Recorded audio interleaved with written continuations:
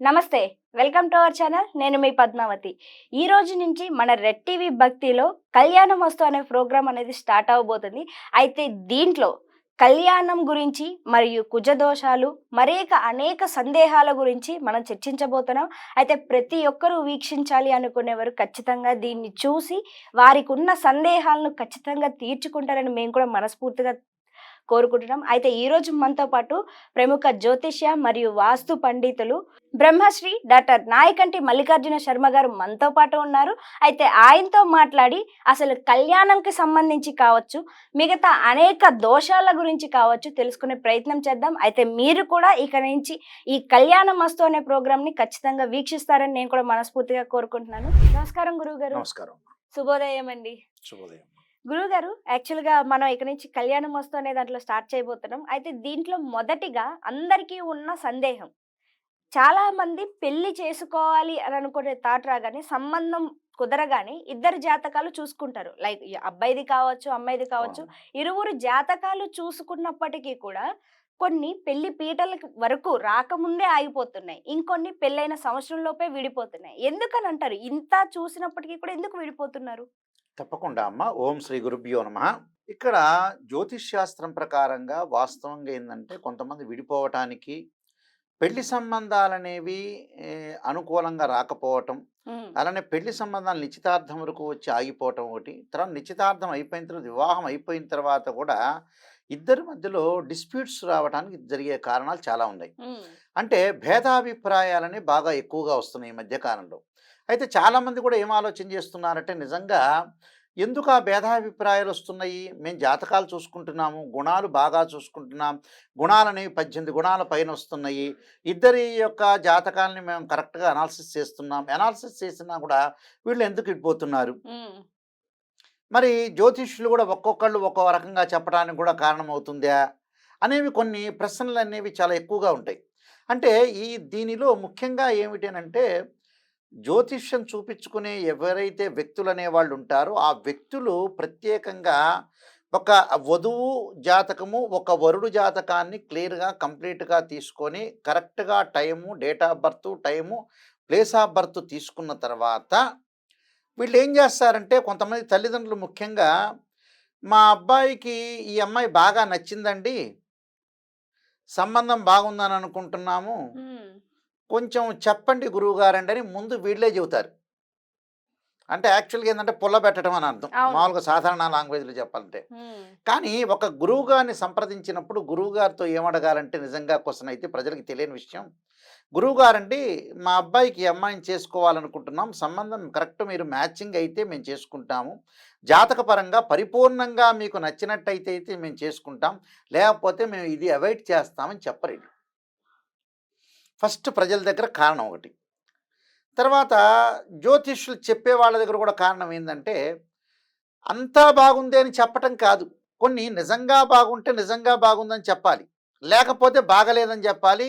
First వీళ్ళేందంటే ప్రజలు receive చేసుకునేది ఏందంటే నెగెటివ్‌ని రిసీవ్ చేసుకోలేరు. అవును. పాపం చాలా బాధండి ప్రపంచంలో.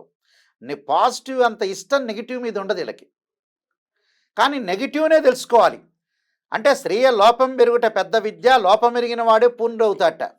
అంటే మనలో లోపాలని సవరణ చేసుకొని జాతకంలో ఏ దోషాలున్నాయో ఆ దోషాలని పరిహారం చేసుకొని ముందుకు వెళ్ళాలి. అవును. ఒక జాతకం బాగలేదనుకుందాం. హ్మ్. అబ్బాయి జాతకాన్ని, అమ్మాయి జాతకం చూసుకుందాం. చూసుకున్న తర్వాత రకరకాల దోషాలుంటాయి. కుజదోషం ఉంటుంది, శుక్రదోషం ఉంది, సర్పదోషం ఉంటుంది, కాలసర్పదోషం ఉంటుంది, పునర్భవ దోషాలుంటాయి, హ్మ్. మాంగళిక దోషాలుంటాయి, సప్తమ భావం దోషం ఉంటుంది, రెండో భావం దోషం ఉంటుంది, పంచమ భావం దోషం ఉంటుంది. రకరకాలుగా దోషాలుంటాయి. అంటే 12 కాపురానికి 12 సూత్రాల్లాగా.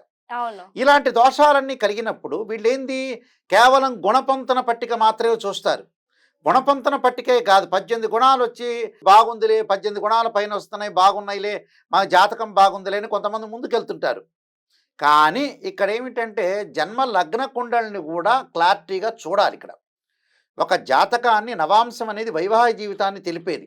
రాశిచక్రం చూడాలి, భావచక్రం చూడాలి, నవాంశ చక్రం కూడా చూడాలి. హ్మ్. ఇవన్నీ కూడా పరిపూర్ణంగా అనాలిసిస్ చేసి ఒక జ్యోతిష్యుడి దగ్గరికి వచ్చిన తర్వాత నిజాన్ని చెప్పండి గురువుగారండి అని చెప్పాలక్కడ. నిజాన్ని చెప్పండి అని చెప్పకుండా పర్వాలేదండి, అమ్మాయి ఇష్టపడుతున్నారు, అబ్బాయి ఇష్టపడుతున్నారు అని చెప్తే గురువుగారు ఏం చేస్తారు జ్యోతిష్యుడు? ఏం చేస్తారు? బాగోకపోయినా బాగుందని చెప్తారు బాగుందని చెప్తారు. కలపాలని. అవునా? అవును. క్వెషనా? అలా చెప్పకూడదు. వీళ్ళు చెప్పకూడదు, వాళ్ళు అనకూడదు. హ్మ్. తర్వాత ఇంకోటేందంటే, మన వాళ్ళేం చేస్తారంటే, కళ్యాణ మండపానికున్న ప్రాధాన్యత, డెకరేషన్స్‌కున్న ప్రాధాన్యత జాతకాన్ని పర్ఫెక్ట్ చూపించుకోరు. ఆహాహా! అవును. ఫంక్షన్ హాల్‌లో లక్షలు లక్షలు ఖర్చు పెడతారు. 50,00,000 అయినా సరే ఫంక్షన్ హాల్‌లో ఖర్చు పెడతారు. సమయానికి ముహూర్తానికి, సమయానికి జీలకర్ర, బెల్లం పెట్టరు. సరైన జాతకాలు చూపించుకోరు. దానికి సంబంధించిన ఏదైనా దోషాలుంటే దోషాలు చేసుకోరు. హ్మ్. నువ్వు ఇక్కడ ఏమవుతుందంటే ప్రజల్లో ఎవ్వరైనా సరే ప్రజల్లో యొక్క లోపం ఏంది అనంటే డబ్బు ఖర్చు పెట్టేదాన్ని అసలు దానికి ఖర్చు పెట్టరేళ్ళు. అసలు లోపం జరిగేది అదే కారణం. నీకు మ్యారేజ్ బ్యూరోకి వెళ్ళారు. మ్యారేజ్ బ్యూరోలో మంచి మ్యారేజ్ బ్యూరో ఉంది. మంచి చెప్పేవాళ్ళు ఒక రూపాయి ఎక్కువ అడిగారనుకో మ్యారేజ్ బ్యూరోలో డబ్బులు కట్టరు. ఒక ఆస్ట్రాలజర్ పర్ఫెక్ట్‌గా చూడాలి అన్నప్పుడు అతనికి వెనక ముందు ఆడుతుంటారు డబ్బుల గురించి. దానికి రెమెడీస్ చేసుకోండి ఎక్కడైనా సరే అంటే రెమెడీ చేసుకోవడానికి ఇదైపోతుంటారు. ఒక క్షేత్రానికి వెళ్ళండి. ఆ క్షేత్రంలో మీరు పూజ చేసుకోండి లేకపోతే ప్రదర్శనలు చేయంటే అబ్బా! డబ్బులు ఖర్చయితున్నట్టు. అది తీసుకెళ్ళి ఈ డబ్బులన్నీ తీసుకెళ్ళి ఫంక్షన్ హాల్‌లోనో, విడిపోయిన తర్వాత కోర్టు కేసులకో తిరుగుతూ ఉంటారు ఈళ్ళు. అవును. అంటే దేనికి పెట్టాలో దానికి పెట్టాలి. కొంతమందున్నారు. ఇంకొంతమంది ఎలా ఉన్నారంటే పేరెంట్స్ కూడా ఒక అమ్మాయి సంబంధం చూసినప్పుడు అబ్బాయి ఇల్లు ఎక్కడో అయింటుంది. అమ్మాయి వాళ్ళు హైదరాబాద్, అబ్బాయి వాళ్ళు గుంటూరు అయింటుంది. అందు తర్వాత అబ్బాయి వాళ్ళది మనం ఉదాహరణకి గుంటూరు అయితే, అమ్మాయి వాళ్ళది హైదరాబాద్ అయితే, ఈ అమ్మాయి వాళ్ళ ఇంటి దగ్గర నుంచి గుంటూరు వెళ్ళటానికి ఒక 4, 5 సార్లు ఆ ఇంటికెళ్ళాలా అబ్బాయి వాళ్ళ ఇంటికి. హ్మ్. అబ్బా! ఖర్చవుతుందిలే ఈ ట్రావెలింగ్‌లో ఖర్చు ప్రతిసారి వెళ్ళినప్పుడు 12,000 అవుతుందని వెనకాడుతుంటారు ఈళ్ళు. కానీ వాళ్ళ ఇంటికి వెళ్ళాలిగా. అబ్బాయి ఇంటికెళ్ళి అబ్బాయి ఎలాంటి వాడు, తండ్రి ఎలాంటి వాడు, తల్లి ఎలాంటిది, వీళ్ళు కూడా రావాలిగా. అమ్మాయి ఎలాంటిది, అమ్మాయి తల్లిదండ్రులు ఎలాంటి వాళ్ళని చూసుకోవాలిగా. చూసుకోకుండా వీళ్ళు డబ్బులు ఖర్చవుతాయనే ఉద్దేశంతోటి వీళ్ళెళ్ళరు కొంతమంది. అది కూడా లోపమే ప్రజల్లో నిజం చెప్పాలంటే. హ్మ్. వెళ్ళాలి 10 సార్లు వెళ్తే గాని వాళ్ళ బిహేవియర్ తెలియదుగా. జాతకం అనేది పర్ఫెక్ట్ చూపించుకోవాలి. చూపించుకోవాలి. దానికి తగ్గ రెమెడీస్ అనేవి పర్ఫెక్ట్ చేసుకోవాలి. చేసుకుంటే మంచి జరిగే అవకాశం ఖచ్చితంగా ఉంటుంది. వీళ్ళేం చేస్తారంటే లోపం చేస్తుంటారు. వెళ్ళటానికి లోపం చేస్తారు, రెమెడీస్‌కి లోపం చేస్తారు. జాతకంలో 18 గుణాలు వచ్చినయి చాల్లే నెట్‌లో కొట్టుకుంటారు. నెట్‌లో కొట్టుకోవటం కాదది. ఒక ఆస్ట్రాలజర్, ఒక పర్ఫెక్ట్ ఆస్ట్రాలజర్ చెప్పటం విధానం వేరుగా ఉంటుంది. హ్మ్. మనం సంస్కరించుకోవాలి. మనం దోషాన్ని తొలగించుకోవాలి. మనం బాగుండాలంటే ఏంటి? నిజాన్ని తెలుసుకోవాలి. అవును. ఒక డాక్టర్ దగ్గరికి వెళ్ళిన తర్వాత ఆ డాక్టర్‌ది ఉదాహరణకు ఒక డాక్టర్ దగ్గరికెళ్ళాం షుగర్ వచ్చిందని చెప్తారు. చెప్పింది మనం టాబ్లెట్ వాడితే ఆ డాక్టర్‌ని అనుసరిస్తే మన షుగర్ తగ్గిపోతుంది ఇక్కడ. వీళ్ళేం చేస్తారంటే పైపైన చూసుకుంటారు జాతకాన్ని. పైపైన కాదు. మనం అంత ఖర్చు పెట్టినప్పుడు నిజంగా జాగ్రత్త పడాలా? అవును. అలా అని వీళ్ళు పిసినారి వాళ్ళ కాదు. ఇప్పుడు ఉదాహరణకి ఎగ్జాంపుల్ ఒక డాక్టర్ దగ్గరని మనం కన్సల్ట్ అయ్యామనుకోండి. అతను ఎక్స్‌రే రాస్తే రూ. 1,500 అవుతుందంటే వీళ్ళు ఈ 1,500 పెట్టరు. హుహుహు. పక్క రోజు 50,000 పెట్టి సెల్ కొంటాడు. హ్మ్. అంటే ఆ డబ్బు ఖర్చు పెట్టేది నీకు సెల్లుకు ప్రాధాన్యత ఉంటుందా? ఎక్స్‌రేకి ప్రాధాన్యత ఉంటుందా? అంటే డాక్టర్‌కి ఒక ప్రయారిటీ ఇవ్వాలి. మన జీవితం బాగుండాలి. మనం ఎక్కువకేళ్ళు బతుకుతే బాగుంటాము. పిల్లల్ని చూస్తాము. మనవరాళ్ళని చూస్తుంటాం. వాళ్ళ పెళ్ళిళ్ళు చూస్తుంటాం. ఇంకా డబ్బులు సంపాదించగలుగుతాం. హ్మ్. అది ఆలోచన చేసే లక్ష్యాన్ని బట్టి ఉంటుంది. అంటే బ్రెయిన్ మెచ్యూరిటీ లెవెల్స్ పెరగటం అనేది ఉండాలి. ఒక అమ్మాయికి పెళ్లి చేయాలంటే, ఒక అబ్బాయికి పెళ్లి చేయాలంటే దశలు, అంతర్దశలు కూడా మనం చూసుకోవాలి. కేవలం మనకి గుణాలు 18 పాయింట్ వచ్చినది అనే పాయింట్ కాదిక్కడ. ప్రతిదీ ఆలోచన చేసి గురువుగారు మీకిష్టమైతే మేము చేసుకుంటామండి. లేతే మానేస్తాం. ఆయన మీద నెత్తి మీద భారం పెట్టాలి. అప్పుడు గురువుగారు మేము మొహమాటం లేకుండా మీరు చెప్పండి. మీరు బాగుంది అనంటే మేము ముందుకెళ్తాం. లేతే మానేస్తాం.